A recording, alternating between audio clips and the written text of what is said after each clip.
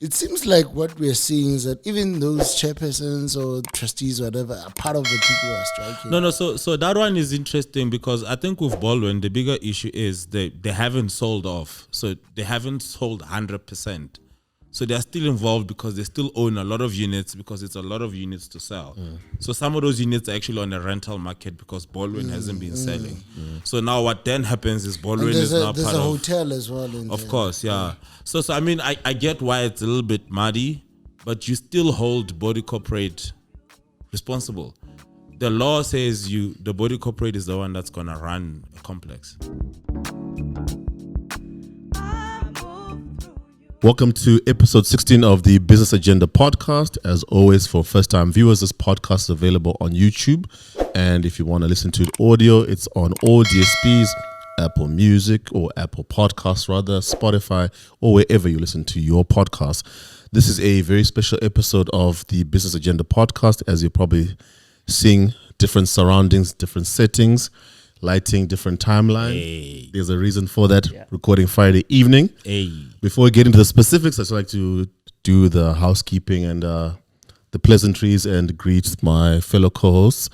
As you know, the team is myself, Cash, also known as Uncle Cash, also known as the Joburg Bachelor. And as you can see from my outfit, there's a reason why we're up the game for the episode. Hey. The topic is going to let you know as soon as we get into it. Joined by Nico, fellow member of the team, and also Thiza, Viner_T. Man, I haven't recorded at this time in a while. In a long time. I think the last time we were on the road in Paris. Yeah, I know with NHA, but that was a while back. But gentlemen, how are you doing? Before we get into it. No, I'm alright, man. I think it's been a long week. Yeah, we're busy preparing for Maz's thing, so it's been sort of up and down. But yeah, everything is good. Great. I can't complain. So obviously, those of you, Nico, before I jump into it. Yeah. No, it's been really one of the hectic weeks to try and make some time so that we can get freedom to enjoy one of our boys' big weekends. So yeah. It's gonna be one of those ones, and that's why I guess we also recording at this ungodly hour. Yes, yeah. So recording Friday evening. Those of you who watch the podcast or regular viewers, obviously Itumeleng, aka Miza. So tomorrow's a big day for him. We're gonna be celebrating him, hence the different venue, and we're recording on Friday. But this episode is a follow-up to episode 12 we had mentioned. So if you haven't listened to episode 12, please do. Episode 12 was an episode covering investing in townships. Nico was our guest. I think it would be remiss if I didn't mention that. As far as views goes, it's still our highest viewed episode. Not for long. Yeah, not. It's holding its own now, but I think after this part 2 comes out. So this is basically part 2. That episode we profiled Nico's journey in terms of investing in property in the township, specifically in Soweto. What we covered, if you listen to the episode, give you good backstory. So this is part 2. And the reason we're having a part 2 is we decided we want to charter the journey of property owners and investors who are buying in that space. And part of why we feel it's important to cover this is, I think, as you may have seen throughout the past couple of months and just in general, we all know that there's a housing crisis in terms of in Joburg, throughout Gauteng actually. CBD being obviously one where you see a lot of threads, the abandoned buildings, the buildings that various mayors have struggled to sort out in terms of squatters, all the issues with those buildings. And I think why we felt it's important to cover this and have Nico back is also we want to cover the other side of that, because Nico, he developed his property, he shared a story. We've also got obviously Thiza is you know him as a host, but I don't want to say dabbles, he's heavy in the property space, investment club and friends. And so he's also in that space with the property, but they took a different approach. So what we're attempting to do with this episode is profile both approaches, buying versus obviously developing. And for those of you who know Tshepo, who was mentioned, who was the one responsible for these great visuals that you see, he's also involved in that property space from a property management perspective. So this episode, part 2, is to give you the full holistic picture of that journey, what it's like and the challenges. And also we're going to touch real quick on Baldwin, as much as that's upper echelon in terms of the Hey, postcode. man. You know, But as we record this, I hope the electricity is back. yeah, like Yeah, they're probably having a braai or, by the gate. or Yeah, throwing some rotten meat at Megawatt Park or something like that. yeah. I That think was so wild. Yeah. you know, it was what was interesting about that is I think we are familiar with protest action, which involves blocking entrances for complexes on behalf of a very special friend. So I think what was interesting about the whole Baldwin situation is I think the challenge is coming from the people in the rentals they're paying. Caliber people stay there, but in saying the caliber of people who stay there, it then comes back full circle to what we're discussing is irrespective of LSM, the housing issue with load shedding, with water issues, and with property developers, some of them not delivering. A lot of the buck might be passed to the ESCOM, City of Joburg, and the person who run those services. But I think specifically that what made that protest a bit crazy is it was funny seeing how they were protesting. A very nice braai, you know. Also like it for me, I mean I think the ESCOM crisis is in everybody's faces. We all understand it, and we all agree that it needs to be dealt with, right? The problem is when we never realize whether we are taking the right approach or not, if you know what I mean. True. So when we say there's a housing crisis in Gauteng, it's because this is literally the smallest province in the country, but everybody comes here because It's overpopulated. Yeah. yeah, it's the capital hub of South Africa. So opportunities are better here, but it's the smallest one. So what then happens is everybody leaves wherever they come from. Like the rest of us, we all come here for an opportunity. So in my mind, when we see people building, you know, high density 3-story, 4-story like Baldwin in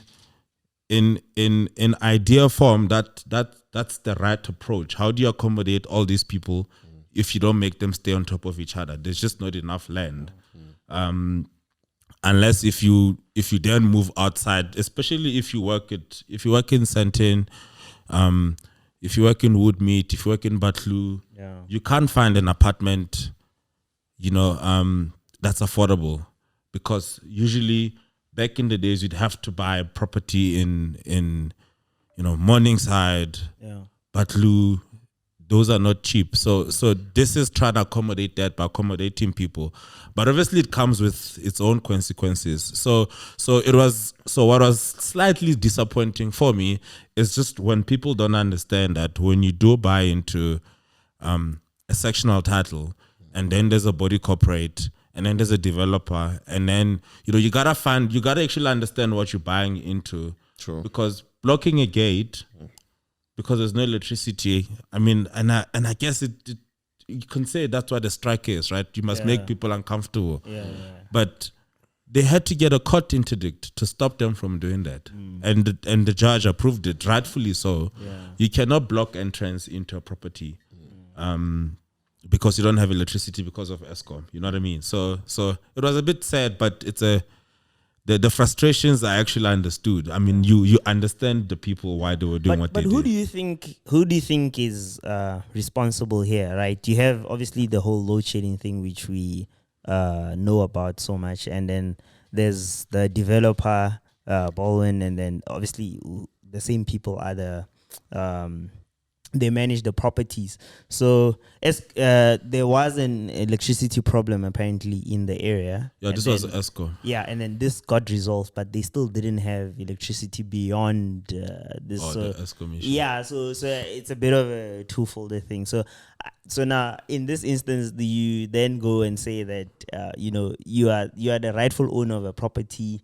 You have representation and all of that. So is it not a matter of getting the people who represent the actual, correct, yeah, like the body corporate essentially, to try and resolve this issue? And so I just thought maybe then the owners then went slightly like a step further, because blocking the whole road, the entrance and all of that, while they have representatives who can probably I presume resolve the issues and all of that. Yeah, look, I mean, I personally think we all need to understand what you buy into, to be honest. You know, if like that's not a small property, guys. Like, I mean, obviously there's a lagoon, but I think they have over 1,000 apartments in there. There's a 60 million rand apartment in there.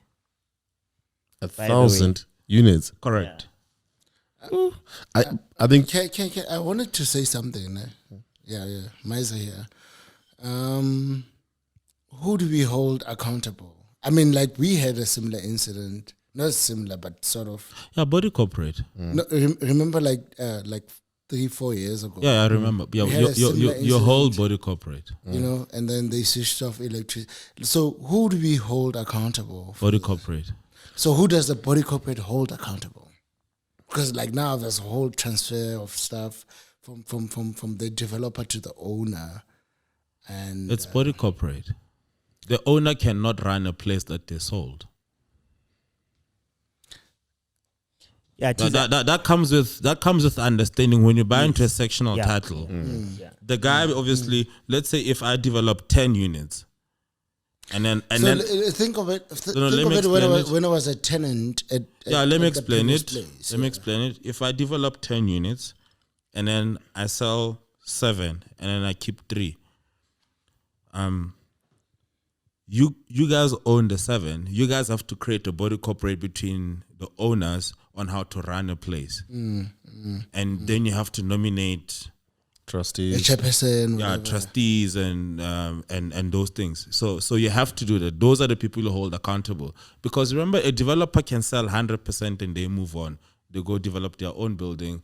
You now have this place. It's been here So for you telling 20 me years, 30 people are years. striking there, and because it seems like what we're seeing is that even those chairpersons or trustees, whatever, are part of the people who are striking. No. So that one is interesting because I think with Baldwin, the bigger issue is they haven't sold off. So they haven't sold 100%.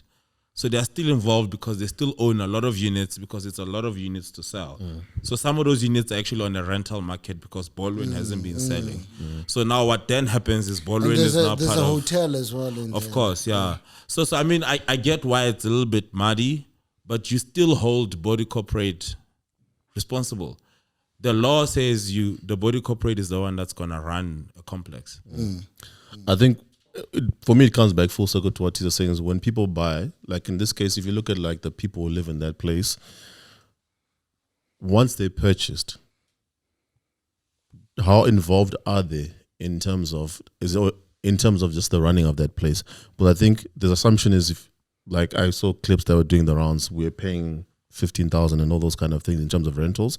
So there's almost the assumed thing that because I paid the rent, levies or whatever, owners or tenants, then everything should work like clockwork. But I think it needs to go beyond that, because what you find in a lot of complexes that are beyond that is when people aren't involved, there's no accountability, like Miza is saying. Like the body corporate, the buck stops with them. And it's fine with the new complex. I think we've also got experiences within this room of people who lived in places that are old and things already established, but the challenge is there. Then new developments where you guys live, and then you have to initially set up that new trustees and body corporates. And I think sometimes where the challenge is people's involvement. If you speak to anyone who's ever been a trustee of any medium-sized to large complexes, most owners where they've got tenants within their properties, if the tenant is paying rentals, they're not bothered, you see now. And then if things are going well, that's fine. But as time goes on now, where there's issues, there's challenges, there's the place is not being maintained, there's mismanagement of funds, that's when people now want to put their heads up and saying what's going on here. But in the case of this one, and to come back to, I think the challenges with Gauteng and how it is you are right that they will build up, and the people who build up and can build these big developments are developers with deep pockets, the Baldwins of this world. So now with them, they're there in the interim. But once they sell units, and then we all know the rate at which Baldwin is building complexes. Once they've sold all those units that are being rented, they will move on. And now, what's kind of tricky is the challenges with, like I say, ESCOM in this case with no power. Once Baldwin have sold off, is there a structure for all these people protesting to say, look, if power is back in the air, like if we're having load shedding, but the rest of the area's got power, that's separate to ESCOM. That's now an internal issue. How do we deal with it? Because it can't always be the protest action of we're going to block the gate.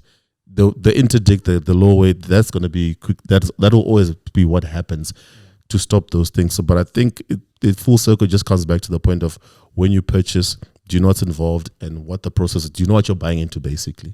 Yeah, and with the example Thiza made now, right? So we don't know exactly how many of the properties have been transferred to owners or not, right? So, and in this instance, it sounds like maybe Baldwin still owns the majority of the properties, and then the owners then kind of have a right to then complain that Baldwin is not doing a good job or not. But if it was entirely transferred, let's say 5 years from now, and then the place is like 90% occupied by tenants, it's a different conversation. But the scenario we're talking about now is that quite a lot of the people who stay in Munyaka are actually paying rent. You know what I'm saying? And who So are they paying rent to? they're probably complaining to their landlord. You know, who's the landlord? Baldwin, right? Yeah, so, for the most part. Yeah. So I think then that's where the frustration comes from, because you don't have anyone's room number that you can go knock on the door and say, look, you're the chairperson of the body corporate. I don't have electricity. It's been 4 days. What now? Yeah, so I think it's still early days, and that's why maybe we've seen the type of thing. Yeah, because also like generic answers are just not good enough sometimes. That's true. We're waiting on ESCOM. Nah, you said that 2 days ago. 2 days ago. And why are we seeing lights within the vicinity of Waterfall business? Like, what have you done? What have you done? And you can't just tell us you're looking into it, you've escalated, it's on ESCOM. But I think that was also that one particular example is a microcosm of just the general challenge with the province. Because like you're saying, and just population stats and demographics, beginning of every year, people are graduating and they're not going back to their provinces. They're coming to Gauteng to look for jobs. Then there's people from other countries of the provinces. So rightfully, it's the smallest province, but building up is the only way. So what you're also finding, another aspect of the challenge with the housing and how property developers like yourselves are trying to alleviate that, and which we're about to get into, is the CBD is another area that's a bit challenging and contentious, because that's already standard built up. The buildings are up, they go up, it's many floors. A lot of them, where I'd like to get your thoughts is, obviously we've seen threads how it's really challenging where there are abandoned buildings, way before even the likes of previous mayors, Herman Mashaba, and before that, Parks Tower. It's always been a challenge of, okay, the buildings are abandoned, illegal connections of electricity and water, squatters, we have squatters' rights. But the city is bleeding money on those buildings, number one. Number two, there are syndicates who rent out those buildings. There are health hazards. They're not regulated. There's no SHEQ, none whatsoever. But where the housing thing really becomes something that needs more light shone on it, people who stay in those places are people who say, look, if I earn this much, for me to commute from Soweto to CBD or to Rosebank, where I work within the vicinities of Joburg, that transport money is going to be basically all I'm working for. So they will risk staying in those places. Yeah, yes. It's really a challenge dynamic. And I think I led with that because what I want to then segue into is obviously what you guys are doing with property development in Soweto and in your journeys. Thiza, probably maybe I'll start with you because we've got Nico's. I probably want to get your overall view of this CBD crisis, and then you can probably just then take us through your journey and how things are going. Yeah, so Joburg is interesting, man. I think so because of work, right? I finance property at work, right? And we fund, new developments, or if you buy an existing building, you can come to me and then we'll put a deal together and see how much we can raise on the building. So and then in part of doing that, you also understood the guys that actually invest in Joburg, why they do. So obviously there's an opportunity because the buildings are generally a bit cheaper than building a new flat. That's too expensive. It requires a lot of money. But when you actually go there and you understand the tenants they have, I think there's multiple profiles, but the interesting one for me is people that are from outside sort of Joburg, but they work in Joburg. So you might get people that come from Vaal, people that come from Pretoria, Orange Farm. What's the other place? The east. No, the west. Not Rand Park Ridge, further out, Rhodoport. I was gonna say Rhodoport, but that's even further than Rhodoport. Randfontein. Randfontein, Yeah, exactly. so you get these people that work very far, but then they rent they'll rent in Joburg, they'll rent a room for like 3,500 3-bedroom, and then you share it between 3 people, and then it saves you on transport costs, and then you go home over the weekend. You get tenants like that, and then you also get tenants like people that just come from outside Joburg, and then you're just trying to find a job, and we all know the minimum wage in the country. So that's the Joburg. But to play in Joburg space, if you are like an entrepreneur, you then really need to have big funding or like a strong person to help you deal with it. Because to buy that building the first time, to kick out those people, that whole process is very intricate. You gotta get court orders and Make sure you follow the steps. Especially if you're dealing with the seller correctly. So if it's a hijacked building, it even makes it worse, because then it requires the CT and the courts, etc. So look, and I think fundamentally that's what that is addressing, the fact that work is so far from where people stay.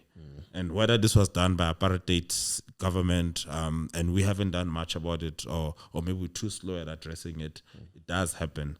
So what that leads to then, it leads to opportunities to invest then in other areas that are outside CBD but relatively closer, and that's where then the townships come from, because then you still have people coming from KZN, Free State, Eastern Cape, and if they can't afford that, then they'll look in the townships. So then there's this overflow that then moves from CBD to townships. And when it gets there, then the typical stuff is really the back rooms. And I think as South Africans, we all know the back rooms market as is. Yeah. The difference is what we try to do, I guess, even with Nico, is to change how that looks like. You want to provide decent accommodation that's sustainable. For me personally, that can be financed, that you can grow into like a big portfolio. And it's not just like I own 10 buildings, but it's like this should be 10 million, 100 million. It should be even a billion, sort of a portfolio that scalable across the country. And there are processes that allow people to do that. The unfortunate part is you then have to start. When you have to start, you got to start somewhere. And build so yeah, so we decided to start with rather acquisition instead of building, as compared to Nico. So what we did is we bought the buildings that are already developed into what we like. So it has to be rooms, double story, that accommodates minimum 8 or 9 people. It's got to be higher than that. It does come at a bit of a premium because the person that did it is going to sell it at a profit. Yeah, because I'm assuming they've done all the groundwork. They've got all the paperwork done in order with the city. If it's student accommodation, all the health and safety stuff is already in check. And then I'm sure, because we took a trip to Soweto last weekend, there's also the element of the location of the property even within. So is it on the main street? If it's student accommodation, what's the proximity to UJ Soweto campus? Yeah. So all those factors come into play. I just want to quickly touch on something you were saying, just maybe get your thoughts. You mentioned, obviously, you're starting with the acquisition, and you highlighted the levels of finance and how big the portfolio could be, anything from 1 million to 1 billion. And building up that portfolio, building a track record, what is the appetite for the financiers, the banks, in terms of township property? Are they keen, as they are with the residentials, as they are compared to maybe like the malls, the shopping centers, which is where they the spaces they traditionally play, industrial, those kind of places. But how is it on the property side from your? Yeah, so look, the appetite to get funding in townships is very interesting, because it's there's 2 lenses to it. So if you're buying a house, they'll fund the house, because and if you're buying it as a house for you to stay in, they'll fund it because for the most part, it's an existing building. The sales in the area, they can kind of compare what you bought for and what you can sell for. So they can value it, and that part is easy. And then they also lend you that at the back of your salary. So it just depends on whether you can afford the house or not. So there's value because you can sell it. There's comparable sales. And then if you have enough money to afford it, boom, that's an easy one. Simple, yeah. I approve. I think transferring. Sorry, I think transferring from residential to commercial. Those are two different conversations that we need to have, right? Yeah. The typical house that we are seeing in the township is probably residential and not commercial, right? Correct. Yeah. And then that's an easier way to get the funding, right? And I think personally, this is where I have a bit of an issue with the lenders, banks, essentially, right? Because what we're trying to do, you know, like we had different strategies to get to the same goal, essentially, right? Yeah. And then what we're trying to do is to try and basically provide accommodation that is, you know, affordable, and then, you know, with Good quality of accommodation that you can get anywhere, essentially, like not necessarily in a township, but we wanted to then bring good quality accommodation there, to the right? township. So in doing that, in my opinion, the value of the property still needs to be at that high level, right? True. And then so that means that for you to get funding for this thing, you need to get it at quite a good interest rate. Yeah, like interest rates and stuff like that. But as soon as you talk about township accommodation, then it's, you know, the banks will, you know, they will open their eyes properly and scrutinize you and all of that. And we've seen with other banks that don't necessarily provide accommodation and all of that. Sorry, that don't provide funding and things like that to township accommodations and things like that. Okay. Yeah. So Cash, I mean, the reality is the home loan aspect, if you're buying a house, that's easy. The difficulty is when you're doing it as a business. Yes. And this means if you say you're buying a building and it's got tenants and the tenants make money, they don't take full reliance on that money. Okay. They'll want to rely on, do you have an income that's more sustainable than that rental? Oh, so if you're going to be banking on that particular property, too risky from their perspective. You will most likely not get it approved if you go buy a building and you saying you don't have income, the property has income. Because for them, I think their perspective is, their risk calculation is income from that property, or the permutations if anyone doesn't pay. If half the tenants don't pay, you can't pay them. But there's things like haircuts that you take on, like whatever normal credit process that you follow in a commercial building in town, in the normal urban areas and all of that. The standard property process that you follow in acquiring credit that banks take, like okay, you're saying that you're going to generate 50 million rand in rental income. Okay, we'll assume that you will take a 50% haircut and say 25, right? Yeah. So let's say, worst case, we are dealing in townships, then I guess the assumption is that we are dealing with tenants who are not vetted, doing entry-level jobs, etc., etc. Then in that instance, then let's increase the haircut. But my issue is more like, we are not pricing for the risk. There are ways in which banks can price for the risk that you are taking. Yeah. So if a property in a township generates 30,000 rand, then what you can do is say, okay, let's haircut it by 50% and say that we this property generates 15,000, and then build a credit profile on 15,000. Price me for the risk that the properties in a township. My typical tenants are retail workers and unskilled people. No, I understand. But just don't say no to me. Just give me a price. You know what I'm saying? I understand, because the first thing is so how we did it is we eventually found people that can fund you. Yeah. They are there. They price for it. It's not cheap. Also, they don't give you 100%. Yeah. So you then gotta have a deposit. Yeah. Because again, they haircut. So if your building makes say it makes 20,000 rent, they assume you're gonna get 15. And then of the 15, they expect you to pay rates and taxes, insurance, and then they say you're only gonna be left with 10. Then they'll say, what does 10 can afford? And then that's how they determine their loan. Yeah. So for instance, if your building is let's say it's $1 million, they might give you 600,000, but you now gotta put 400,000 deposit. Yeah. You know, so it's not a no, but it requires a bit more from you. Yeah, and you know why I partly have an issue with that, right? We have I'll mention it. There's like a Vukile, right? Vukile Properties, a listed company. Yeah. Vukile is literally a retail, listed retail property company that has exposure to townships, urban, rural areas, urban. Yeah, they fund across the board. And then they have all these properties, and in my view, it's not doing badly because they have massive like footfall.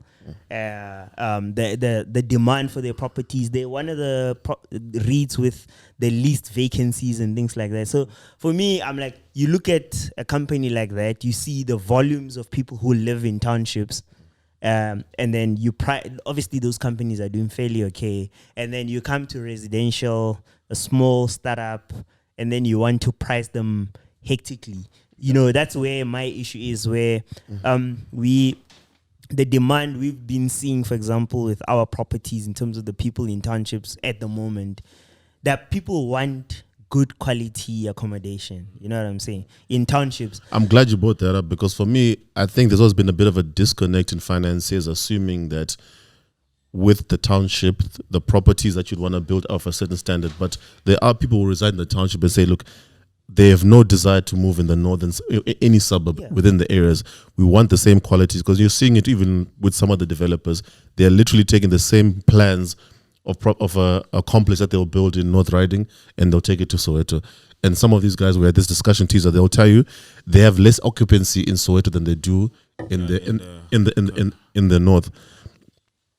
And why I do like Nico's point, I think, is he's just basically highlighting that, look, the banks, in terms of how they finance and they fund, they need to factor in the risk, but they need to think out the box. I think they're too conservative and their approach is too traditional. Yeah, and I think, you know, as soon as a banker, as soon as you hear township, automatically what you do is you just you wear your risk hat, and then you start like being very punitive towards the risk and all of that. Whereas I think as a cash flow person, the amount of cash flow that you stand to generate in a township versus owning a flat in Midrand and whatever, you get way more cash in a township compared to in an urban area. Yeah. And then if you're a credit person, then surely when you hear cash, you should be thinking otherwise. And then it doesn't matter whether it's where you get the cash, if it's in a township. No, it does. It does matter. So because I wanted to get to that, right? And I'll only say this because I think we need to change the thinking, but up until the thinking changes, it's difficult.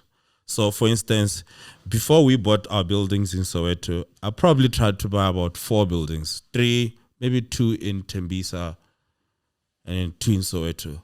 All of them were making cash at least 40, 50K, below $1 million. Like a price is like 900, but a property is making 40K. But it's got 10 people staying there. The plans are not approved. The bank can't approve it. I can't insure it. There's too many things that you gotta cross to get it, because the building I wanna own, it's the one that I can finance because I don't wanna raise the money. I wanna use the bank's money. 2, I wanna insure it. If anything happens, I can just claim for it. And then, so if you don't have that, then it can make money for sure. But the problem is and we've seen it, you know, when people sell a building and then you can't fund it, then they say we want cash buyers only.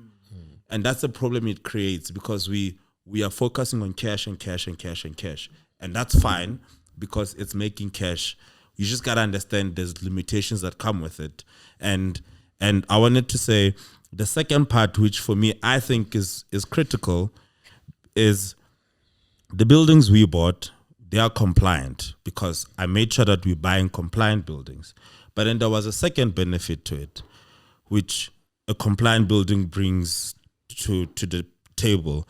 So the first one was we bought a compliant building, so we bought it at a premium. And the rentals we were charging were just not enough to kind of cover it in full. including all the costs. And then this is where Tshepo will provide some of that clarity. But because it's compliant, we then have an alternative use to say we can actually make it a student accommodation, because there's a university in Soweto which doesn't have enough beds for all their students. So then they incentivize people that have buildings that are compliant to provide accommodation. So in my mind, the thinking is around, obviously we don't have the banks supporting entrepreneurs, people building their stuff. We don't have government that supports that, changing town planning rules. You know, if you wanna build a 10 bedroom flat in Soweto, you have to have parking bays that accommodate at least 15 cars. And if people in Soweto or in townships, some of them don't have cars, why should you have a parking requirement? Yeah, Thiza. So there's all these things that have to change. It's not just bankers. It's the rules, it's government, it's municipal it's the legislation. thinking, I think the municipal bylaws, in my view, they too rigid, in my opinion, right? We have we speak about this quite a lot, but anyway, we have municipal bylaws that are literally so rigid that the same rules that apply in Bryanston apply in Soweto. Which for me does not make sense at all, because we are trying to resolve a problem that exists. We're trying to provide accommodation. What we are saying is we're trying to bring accommodation that is the equivalent of you staying in Midrand or Bryanston. Like I always say, we're bringing it closer to people who stay in Soweto, because why should people who stay in Soweto live in a lower standard compared to people living in the inner city or whatever? So, but at the same time, the parking thing, for me, it's like a lazy way of thinking, because you applying a rule across board, even where it doesn't necessarily have to apply, because no one has actually ever gone to Soweto and calculated the amount of people who have cars versus people who don't have cars, people who need accommodation. If you actually do the ratio between everyone in Soweto, people who have cars versus the amount of rooms needed or accommodation needed, that then quite a lot of properties which currently don't qualify will then qualify. And that might actually not even be a rule if you then start thinking outside the box. And for me personally, I'd like to challenge like the city to start looking into stuff like that and seeing how they can meet people who are keen to invest in the township from a property perspective, a bit like halfway in making sure that at least, you know, there are some rules that you can't, there are no two ways about it. Like when it comes to safety and the quality of the build and all of that, that can't be compromised. There are no two ways about it, right? You can't compromise. So in things like that, I get why the city should be strict, but there are ways in which you can have certain areas have various rules and things like that. And I think it's all thinking. I think it's them being real time with the needs of the country, because I think that it's a good point that Thiza making, that a lot of the thinking has to change beyond just the banks. It's the government. It's the the value chain. The value chain. We also saw. We saw the attempts that were made with RDP houses, but we saw how that kind of fell short in addressing the need of the people within the townships. People rent them out. They don't stay there. The funny part is the RDPs are what people now buy to try and do the flats. Exactly. See, so so it is crazy, but I think if you have legislators and council and people who are in tune with this, okay, people will always be creative and they'll take the RDPs and they want to make them into that. Why not make the legislation and all the processes, both private sector and government, conducive for this hurdles, like Nico's saying? Come up with legislation and treat situations as applicable to the area, because you probably find a lot of the legislation and the rules and just even the thinking is not in line with current day situations. And I think also, because even if you look at, I think we saw buildings that are built by the government that were a modern day version of like the hostels that were built in the apartheid era back then. So that's the government trying to address that. But what I think is good and why we're discovering, or why want to get more info on your journey is because the reliance on government alone is never going to address the housing crisis within the country, let alone this province. And I think with why we are kind of harping on about why the private bankers and the financiers need to switch their thinking. I'm sure before Maponya was built, there was probably the same typical archaic way of thinking about having a mall in the townships. And then Maponya probably through his struggles went and showed that look, it can be done. Yeah, I think there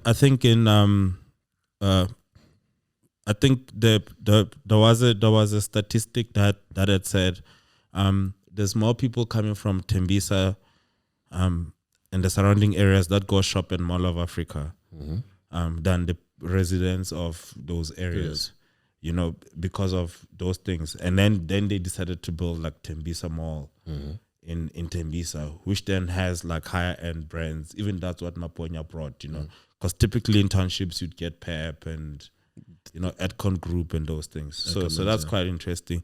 But I wanted to tell you because Tshepo is here. So in our property management, there's some stuff that government does right, which kind of works. So our properties, like, I think it's right at the back of Soweto.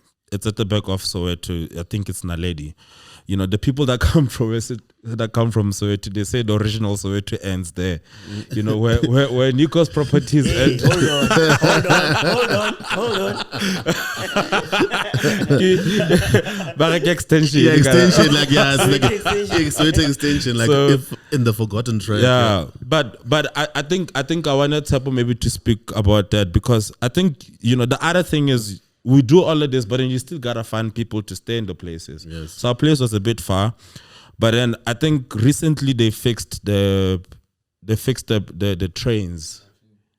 Yeah, and then that made a huge difference in our world, like in terms of marketing and people with accessibility to the property. And maybe Tshepo can touch on that. Yeah, I think just to give context introduction. So Tshepo's obviously, you guys know him obviously.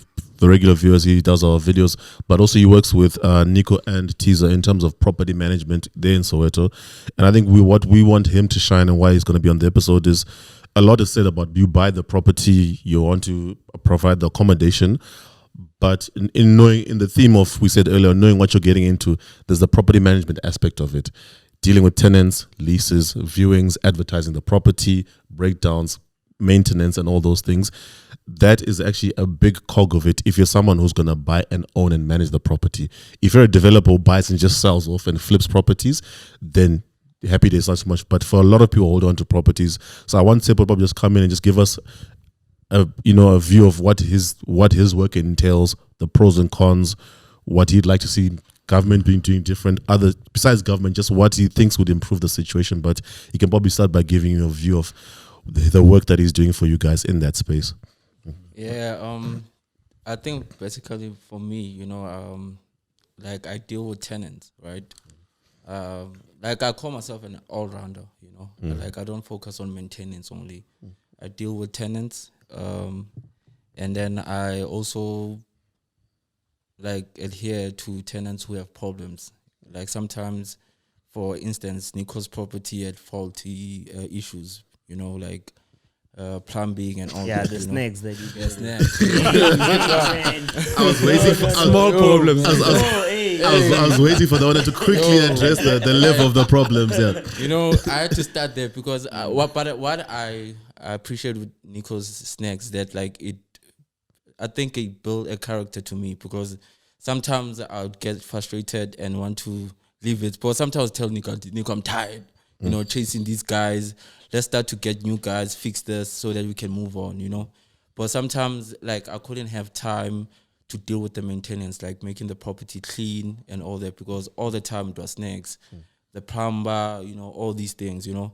But then I think what I appreciate with Nico is that we had like a system whereby now Nico's telling me that Tshepo, we have to adhere to the list. So Nico would give me a list that, okay, let's start from room 1 to room 5.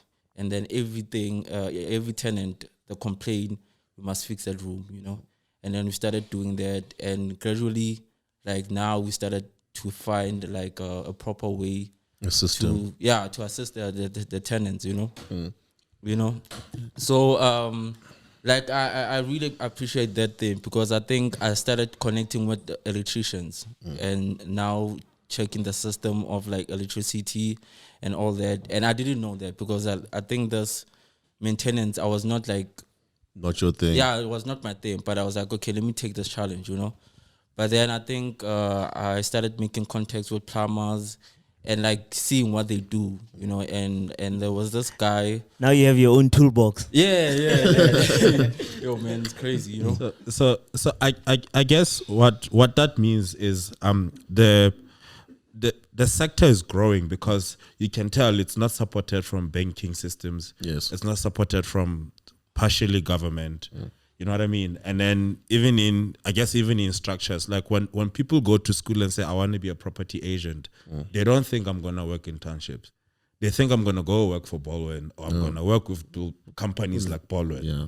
Whereas there is this huge opportunity of multiple properties in townships, which is the exact same industry, accommodating probably the same amount of people, but it's a little bit neglected. And to me, that's the challenge we speak about when we say, like, the thinking has to change. But up until it does, we still gotta find ways to deal with it. You know what I mean? I think it's almost a case of not even failing, not even succeeding going forward, but also like why I like what Tshepo does is there's a key intrinsic thing of having someone who's on the ground, because what you find is I don't think it's beneficial for.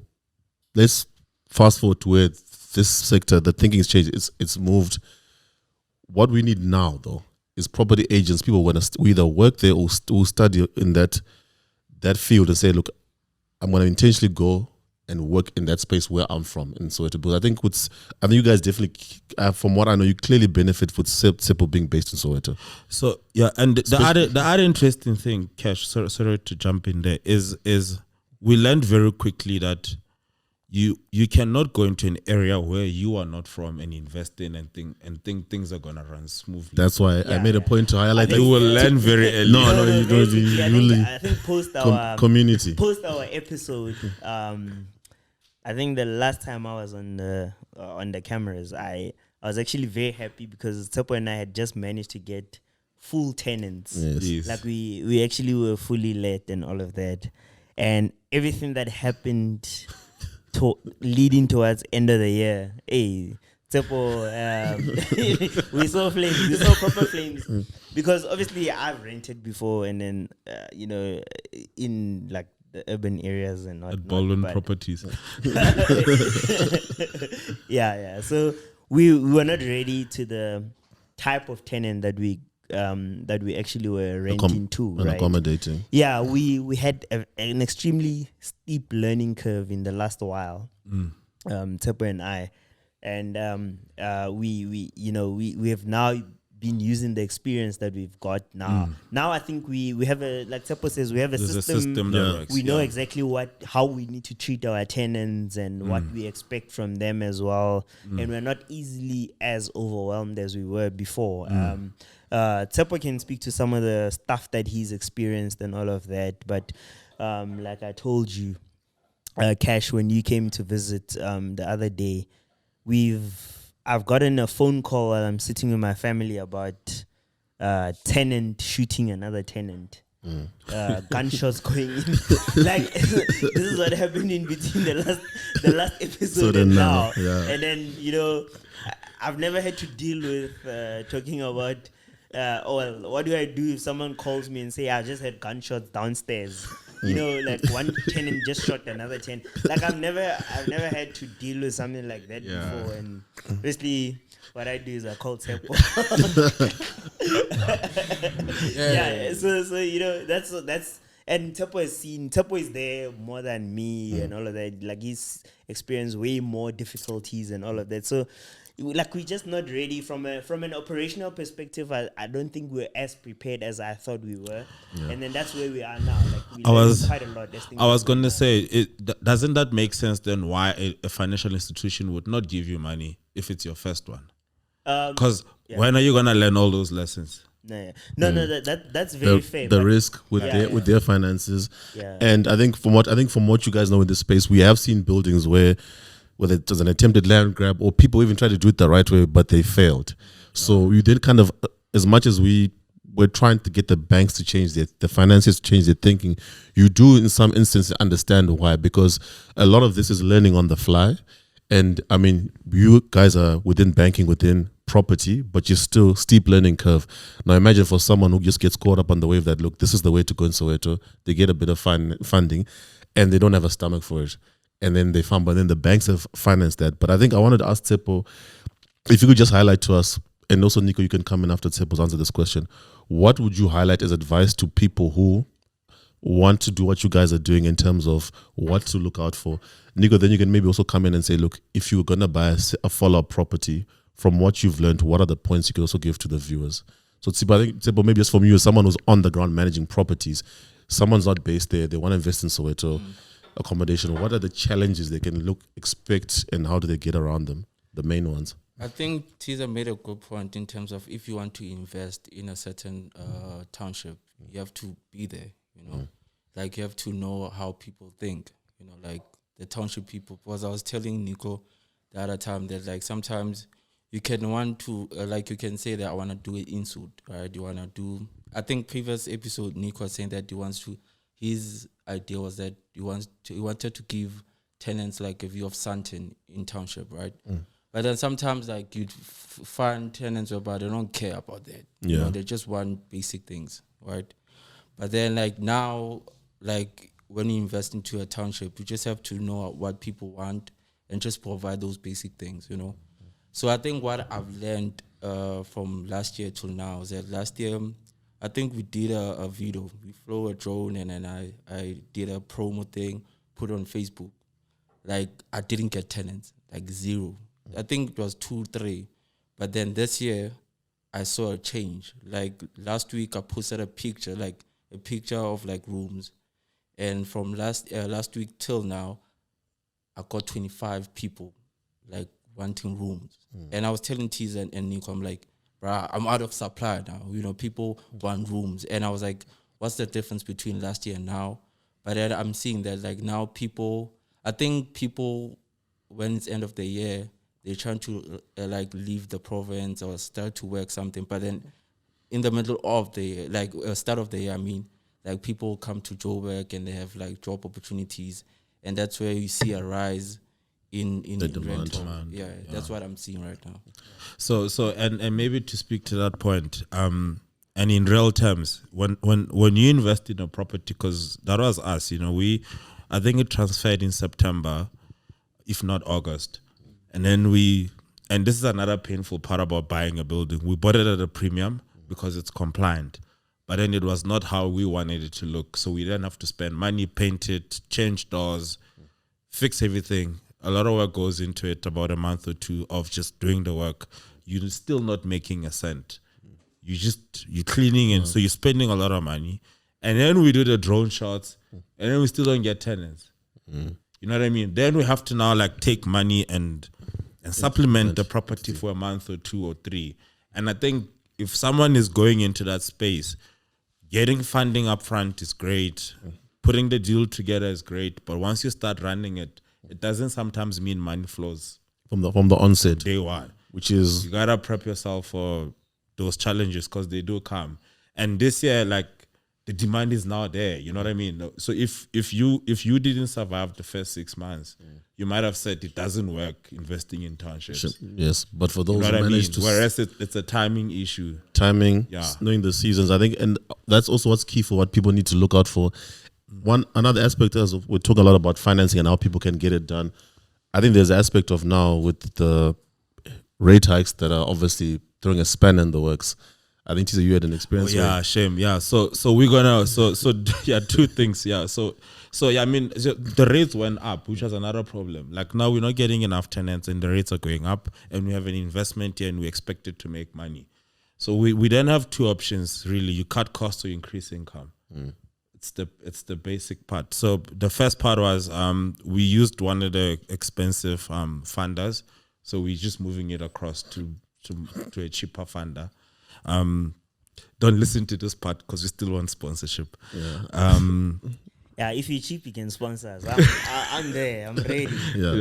No. I'm saying expensive guys are the ones that gonna sponsor. Exactly. Yeah. So they can skip this part. Yeah. Yeah, That's true. But the other part of it, like I said, which was a very big plus, and me and Tshepo are going through it as well. It's the fact that the building is compliant. When you go to UJ, we speak to them about student accommodation, and they listen, and they're like, okay, cool.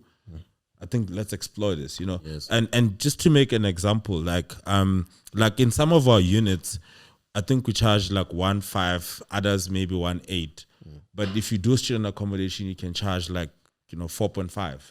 Yeah. It just makes sense to then go student accommodation route. It does have its own problems, and Seasonal of when campus is closed. that's fast paced late, and then more oriented to the building. Yeah. So coming in and out. I think. But we just go through the motions of like assessing, okay, what can we cut, what can we increase income wise, and then we try and make the best decision that works for the property, including sometimes if you just have to, I'm personally, I don't mind. Like if I have to move a loan from one bank to another for a cheaper rate, I will, because when we make the decision to invest, it's 20 years. Yeah. In 20 Long years, term. that money is worth it. Worth it, the saving. And also, what I wanted to ask all of you, Tshepo included, anyone can come in here, is with tenant management within these properties with the township, is it almost imperative that you have someone, caretaker, manager, like Tshepo mentioned, is an all-rounder, on the ground? Because sometimes there's the assumption that people make that they can do this remotely. Yeah. I think before I answer your question, I'll answer your first question and answer this one, right? Yeah. So your first question was related to If you buy another property. Yeah, if I buy another property. And so essentially what I would say is that I think doing your homework, in theory, it does help to a certain extent, because obviously we try and read a lot as people and try and see and plan. As I've said, I had spreadsheets and all sorts of things that going on, but the practical experience, you need practical experience. So if I had to do this again, or from scratch, I would firstly try and find someone who's done it before and try and have them as my sounding board, to bounce off ideas and all of that. And as Tshepo has said, it's important to get a local person as well. And thirdly, from a financing perspective, I think, I try to finance everything myself. Ideally, you don't want to take all the risk yourself. So I would try my best to have partners or get a bank or whatever to finance whatever idea that I have, to go together and do it. But from a development perspective, understanding the rules and regulations and then building according to the rules and regulations can save you a whole lot of money, because there are some things that Premier, buddy. The premium Thiza said he paid, I'm paying it now because I'm rectifying quite a few things to make the building compliant. Yeah, because at the end of the day, obviously you need the municipal compliance and also the thing that you need to take care of. So you can't, there are no two ways about compliance. We need to take compliance very seriously. And so those are some of the things that I would say I would keep at the front of my planning.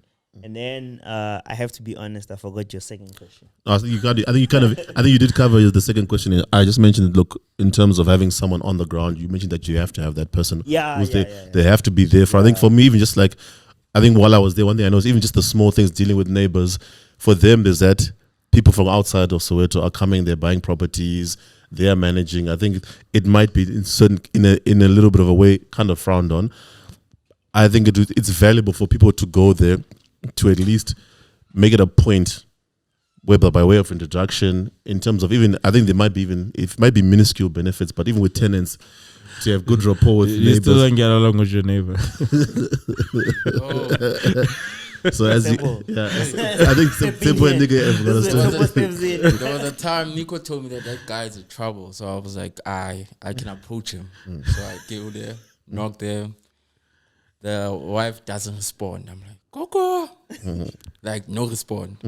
So the wife says, my husband, you have to wait for my husband. I'm like, okay. Then I see the guy. I'm like, yo, we tried to fix, because there was a pipe, copper pipe across. Onto his we needed property, to yeah. fix, This guy just told me that, when I I'm like, yeah. I'm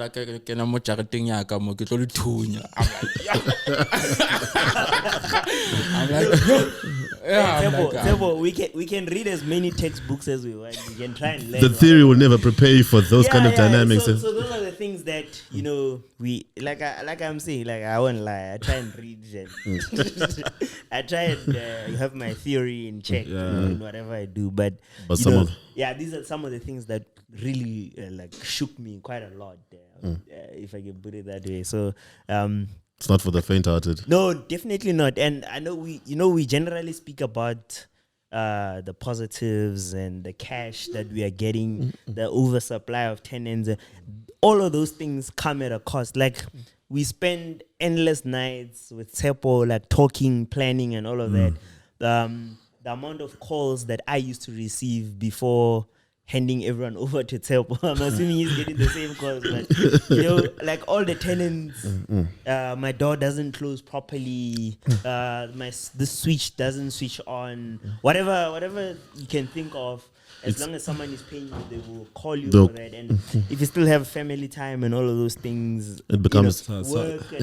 Sounds like Sowetan Bolwen at the same. Yeah, exactly. And I'm glad we shut it down. Shut it down. Because I think what we're seeing with that particular aspect as a conclusion is there shouldn't be an assumption that if you're going to invest in Soweto, that the tenants from an LSM perspective are not going to expect things to be done properly. Because like Nico's rightfully saying, anyone who pays rents, if there's an issue, they're going to reach out to you, whoever the representative, the face that they have. Because I saw some of the other buildings, they make it a point to say, who's the contact person? Is there an issue? So if you think you're just going to build, buy, and then collect rentals, that's far-fetched. It's not as that how that's not how it works. And also you need to then make sure that, look, there has to be almost an element of it. There has to be not even an element. There has to be a bit of an integrity in how you run your business to say, look, it's one thing to give them the structure that's the same standard as properties within the north, but also the follow-up service. The same thing with Bolden. Bolden's got all the funding. They've built great buildings, but their tenants are not happy. So across the board, it just shows that, look, it does happen. It does happen, yes. And I think, gentlemen, that I just love the fact that you've given us so many great insights in terms of different perspectives, developing and buying. All of them with their own challenges, but I think what we're trying to get out there to people who are considering this is that people take this initiative to start addressing this housing issue, because one, government on its own public sector cannot fund at the level of the growth, can't keep up. Too much. Also think it needs to change from the private funders in terms of, we understand they just need to rethink their approach, their risk appetite. Nico mentioned that, look, take haircuts, factor in the risk, and then maybe, or just be intentional about having people on the ground, do feasibility studies and say, okay, you mentioned the property group, who is here that is made it work, who's built a footprint, because that's the journey you guys are trying to get to. Yeah. And maybe if they only fund people like you or companies, maybe when you're 10 properties deep, maybe start meeting you halfway when you're 3 properties deep. Because for me, if you're a financier, Nico with 3 properties, a few years of a track record, why should we wait and still be the risk aversion needs to change, because the financier that does get that right, they will make a killing. Yeah, and I'm hoping the sponsors. I'm not saying your name yet. Yeah. But I think definitely. But gents, I don't know if you have any closing remarks on your side. I've just really enjoyed the content that you've given, because I think it was key that we had a follow-up episode, a part 2 to this. Nico, it's great to hear from the full occupancy, the happy days, to gunshots going off, the challenges, but just you really sharing what can really what the full picture is, not even just to scare people, but I think for people who are from there who might watch this, for them it might be nothing, and they just think, look, I can take the points and invest in that place because I can deal with these other small issues. Because for them, it will be small issues if they know the area, if they're from there, but they might not have the other side of how they can probably make a lucrative investment. So that's what we are trying to plug in as the Business Agenda podcast and give that information. Yeah, so I was gonna say, so on my side, I did it with a couple of gents, so which is probably what made it a bit easier. I didn't have to commit all my money by myself, so I guess investing with people helps, because you could pull resources together. And then I guess the other second part, which is quite important, is we also use the company, and that's quite important because you wanna if you wanna make this a 100 million or a billion or more, you want those structures from day one. You know what I mean? So we did the work upfront to formalize the business so that we went with our first property and they approved it just because we could present it in the right format. So sometimes it's also those little things in between, just having a company, putting the necessary paperwork around it, Proposals that tick all the boxes, yes. Because those things matter, At the end of the day, when they fund, because what we wanted is, I wanted them to fund the company, not me, not my salary. Yes. No, fund the company. And you then need to build a profile for that company, and that made a huge difference for us, I think. So sometimes, you can actually invest with your friends and you can invest with people and share the risk, but also formalize those structures and then present it nicely, because that, 4 heads are definitely better than one. You know what I mean? The risk of 4 people is better than of one person. So they might actually give you the money if it's spread across, but then we must just do the work upfront to, Opportunities for advisory services. I don't want to make another promise, but I'll do it anyways. I almost did. We will hold you accountable. So out of interest, so one of the gents that we invested with, he's married, and he's married in community of property. So which means when we invest together, we then ask for a loan, and then the bank gives us the loan, and then we all have to sign suretyship for the loan. Because he's married in community of property, he then has to sign with his wife, and then now his wife is like, why am I part of this? And da-da-da and da-da-da. And then I guess maybe then she finally understood why maybe they should have then just married outside and. Because sometimes you don't have the practicalities of these things, which was quite interesting. So I think, investing with friends can be tricky. But I'm hoping it's one of those things we could actually talk about as well down the line. It's coming, because I think a lot of people, when they want to invest, they just start to look across their friends first. Yeah. I think it's even, especially when you can't get access to financing. That's one thing, even the theory will tell us that, before you go to a financier, go to friends, get to family. People give you better terms, more flexibility on payments, will be more understanding if you have any hiccups. So, I think just listening to talk to you, I think there's, whether you're a Stokvel, investment club, group of friends, number one, formalize it. Yeah. Make sure all the paperwork is there, because you don't want, I think a lot of this is what we're focusing on. We want upliftment of the black community. So we don't want the typical stories of the conflicts that come when there's no paperwork involved. Already, if you're thinking forward, get your ducks in a row from the onset, it makes it easy in the beginning. Even for people out there, over and above the finances, I think it's an opportunity for people to offer business advisory services, to make sure that even with the financiers, when they reject people, don't just reject loan applications. Tell them, look, provide the services. Okay, why was this loan rejected? Or say, look, you're a Stokvel. Yes, you've got 2 million. You want to buy a property, but we need these boxes ticked. We can refer you to this. Get these people to bring you all together, and that might then also weed out some of the challenges of what the structure of the partnership is. Because if someone's married in community of property, partners are not willing to sign. If that's done from the onset, before the project is even financed, then already it's one less hurdle for in the future, when maybe you're at the last stage and then someone's refusing to sign, or any other challenge that come in dealing with friends and family and with finances. I must say that as you're asking us about our parting shots, my parting shot was actually going to be a plea to everyone who's watching this, to the entrepreneurial side of me coming out, is to ask for people who are keen to invest in us, to actually reach out to us. We have some amazing ideas. If you have deep pockets, definitely reach out to us. And the funder, buddy. I'm looking at the funder. Definitely, if you have right deep in the pockets, eye. do give us a shout out, and then we'll share some of the ideas that we have with you. So that was going to be my parting shot as a marketing marketing thing. Prop up, no, definitely. Gents, great conversation. We really appreciate having you guys on. Obviously, we are part of the same team, but I thought it's good to also just to interview you, get you in a different space. Yeah, you even sucked up, buddy. Yeah, no, I came prepared. Like we've had many guests, but I think the weight of and importance of the subject, because I really feel strongly about this. Like, look, I think it only goes so far for the black community to always have expectations from the outside. No one's going to come and save you. You know what's funny? I just remembered. Do you remember there was a time where we actually found funders that could buy the properties cash? Yes. That were not compliant. We found people that could fund it. Yeah. But they were not from in the SA, country. yeah. So that created a bit of a complication. Yeah. And yeah. But so just to highlight how long we've been working this journey, but I think that's, for me, that'll be my conclusion. Gentlemen, thank you for coming through. I think, like Nico said, look, even outside of financing, if you want more for information from the story, what we're doing in the background in this property journey, just do reach out to us. We've got great ideas. And ultimately, our goal is we want to make sure that, look, there's upliftment of the property space, because the home is a big thing. You get that right, and then it won't solve all the problems, but it alleviates a big problem that no one's gonna come and solve for us as black people in this space. The very last thing is the man of the hour for tomorrow has something that he's dying to get off his chest. I'll give him 1 minute and then we'll wrap up. We're not upset. Yes. I gave Nico my spot. I'm here, guys. Don't worry, I'm here. Yes, Miza. I gave Nico my spot. So I'm the man of the hour today. I'm happy to share this moment with my boys, and I'm quite blessed to be here and to have everybody who's important in my life to be around at this current moment.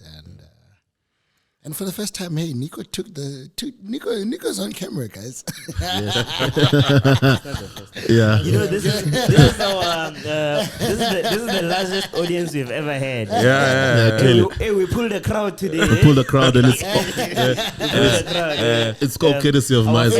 It's not us. It's not us. It's the person who's coming into our lives. Okay. In June. Yes. The person who's coming into our lives in June is the one who called all of us here. Yeah, so I think for those of you who know, I'm glad that person has so many uncles. Yeah, so great Should start. be protected by so many people in their lives. Yeah, I think you can hear Even Nico the stood on pride. camera. Like Nico became brave. You can hear the pride in Miza's voice, so I think you'll definitely be getting more updates. Yeah. Maybe last shot is a 25 or 50 basis points. Maybe Jukes thinks it's 50.